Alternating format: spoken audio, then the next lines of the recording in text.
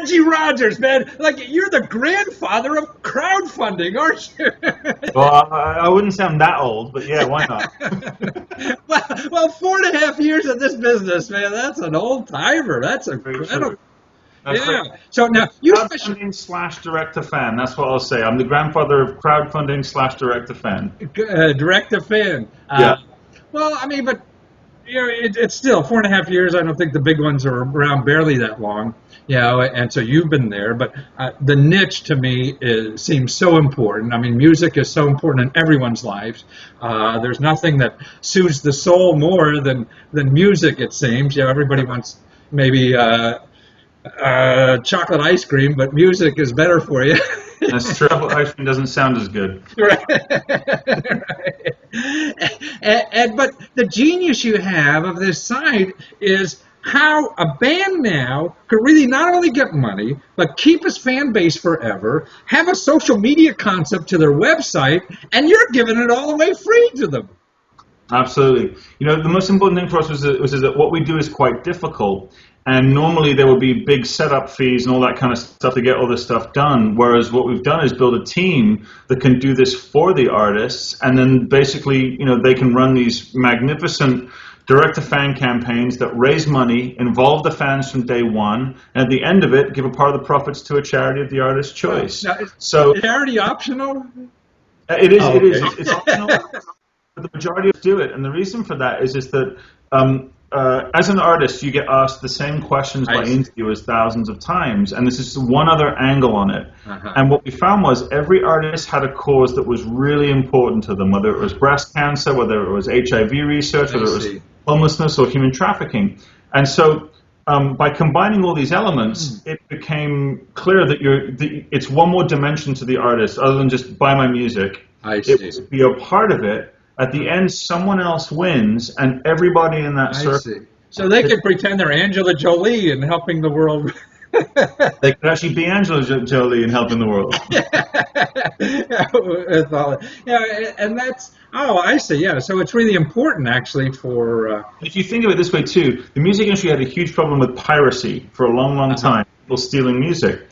Now, it's very hard for someone to sign up, put their credit card details in, and pre-order an album from an artist directly with a part going to a charity and still steal the music. I see. It's a cold-hearted person to do that. You're like an old Jewish mother. You're going to guilt them.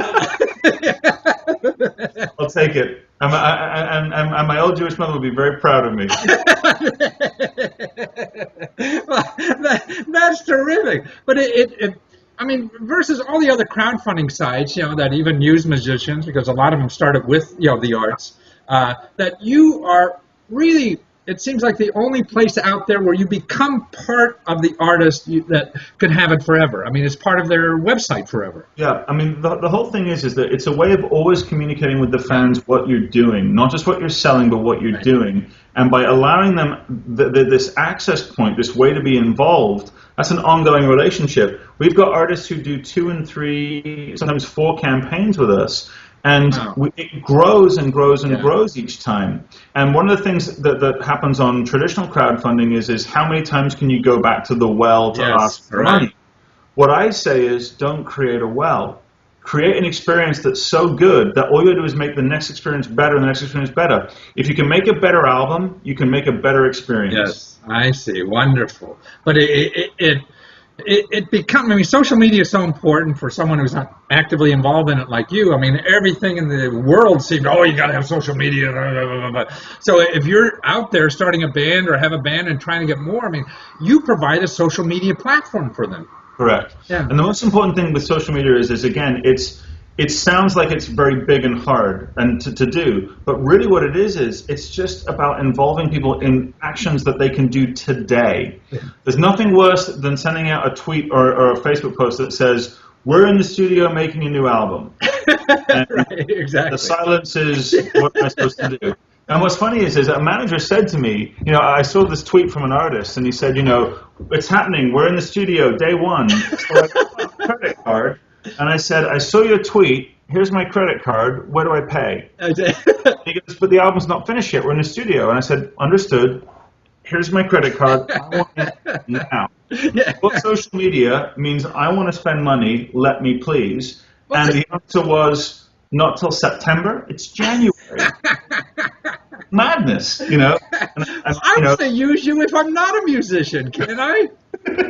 I mean, because look, if I want to have that social media relationship with a fan base and try to create a fan base, like Seth Godin, talks yeah. about the following and all that kind of stuff. So to create that kind of fan base, that's what your platform does, and I won't have to hire some IT guy who's going to charge me $100,000 to do that. Yeah. If you think about it, the most important thing about social media is it's things to do. Yeah. And what you do is you ask questions. Hey, here's 3 different versions of the song. Which ones do you guys like the best? I see. Here's 3 different versions of a poster. Which one?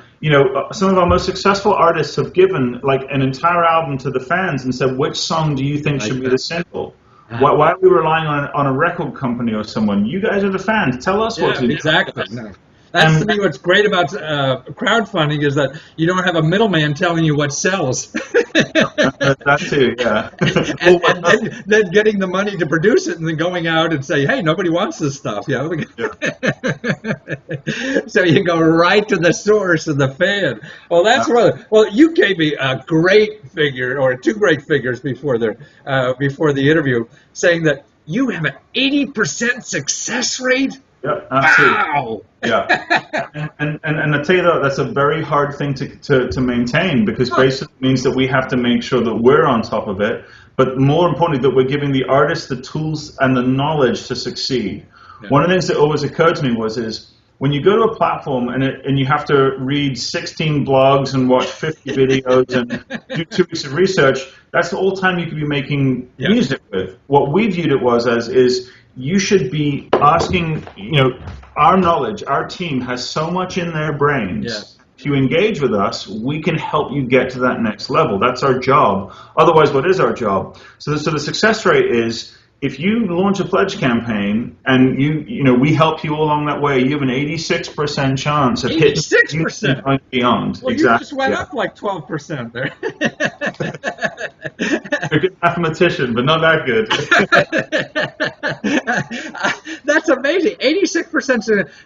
And really you say the key to that is that you're helping these people as they come on board to try to raise money, that your knowledge and watching. How many campaigns have you had in 4 years? Thousands. I mean, we basically launch, put into production, and release 2 to 3 per day. 2 to 3 per day over 4 years, huh? Yeah. Wow. So, I mean, that's thousands that you've had. So you're able to take that knowledge, what works and doesn't work, trial and error, and help the people. And you understand the tools, how to use what you have on the platform, because no matter how simple you make, sometimes it's hard to really understand. And that, God, 86%. I mean, the big guys are lucky if they get 50%. Yeah, and the most important thing there is that we're not designed to be that big. We're designed to work in our space and do it really, really well. And we also have a built-in fan base of music fans who don't want to just buy things; they want to experience them. So we built that as part of what we do. Everyone on this team, from people that write projects, people that work on it, all understand the same thing, which is that we are the best way to get music to fans. Mm-hmm. No better way has been able to do that. Yeah. And so what I love is this fact that everyone on the team is they're locked into that concept because they drive the quality as much as the fans do. Another example of this was, one of the biggest bits of feedback we got from fans was, I want more releases. Wow. Albums. So you started writing songs for these people or what? Yeah, and so then what we do is we go to the record label and say, hey, listen, put your releases out because the fans want them. Well, another fascinating thing that you do is that if I'm investing in one of these bands here, you as a business, Pledge Music will guarantee that I get what they promise. Yeah, exactly. And if the artist doesn't deliver it, we will refund you. Right. That's amazing. I mean, I haven't seen anybody do that. So you really stand by what you say? What is this? That's un-American. It's our job. That's our job. One of the things that got me was it's very hard to do a lot of the stuff that we make easier. It's hard to do. Yes. And so what we basically said was, if you're a fan and you've pledged and that artist does not deliver the music, and we'll try and get them to do it. But if it doesn't happen, it's our responsibility to refund you. That's our job. Otherwise, what is our job other than to help? I mean, that's wonderful. I mean, it's just so unusual anymore to run into a company that actually does stand by what they say. It's one of those things where our main thing is that the artist and fan relationship is so important. Yeah. Because I'm an artist. I started this company as an artist. And so I know that anyone messing with my fans is dangerous. Yeah. And a lot of times what managers and labels don't understand is that one hardcore fan speaks to thousands. Yeah, and they can nowadays, right. And so you have to, be very, very careful of that. So our thing is, if if one fan isn't having a good experience and it costs us $100, well, you know what? It costs us $100 to make sure that they're happy. And, it's really... what kills me is the entire industry suffers from this scenario whereby it's like, well, it's the artist's problem. Yeah. You're the tool. Right. They're using your gun. Work and, right. Guns kill people, not people. Yeah. Whatever.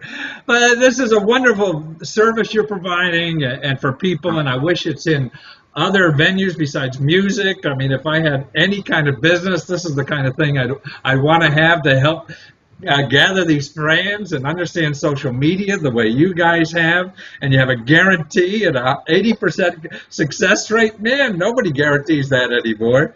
And so you go to pledgemusic.com, right?